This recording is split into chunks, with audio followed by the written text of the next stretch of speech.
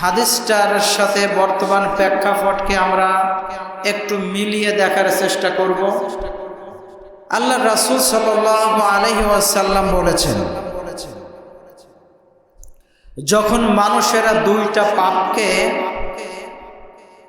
নিজেদের মধ্যে প্রচলন ঘটিয়ে ফেলবে, অর্থাৎ কোনো সমাজে, কোনো গ্রামে, কোনো রাষ্ট্রে যখন দুইটা পাপকে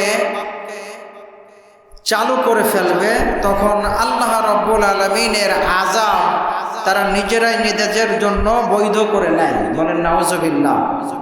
কয়টা পাপ? দুইটা।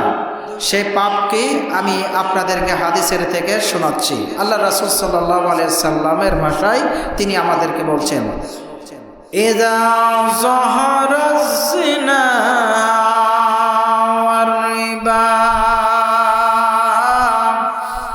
ফি ক্বরয়াতিন আহাল্লু বিআনফুসিহিম বিআযাব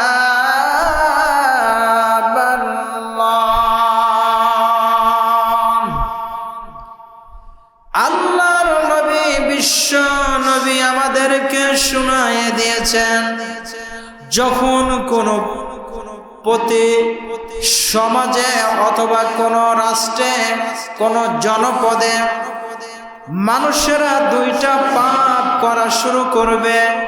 এক নম্বরের সমাজে যখন জিনা ব্যভিচার চালু হয়ে যাবে, জিনা ব্যভিচারের সংখ্যা বেড়ে যাবে এবং সুদ বেড়ে যাবে, আল্লাহ রাব্বুল আলামিন তার নবীর মাধ্যমে জানিয়ে দিলেন, তখন ওই জাতির জন্য আল্লাহ রাব্বুল আলামিনের পক্ষ থেকে আযাব আসা বৈধ হয়ে যায়। বলেন নাউজুবিল্লাহ।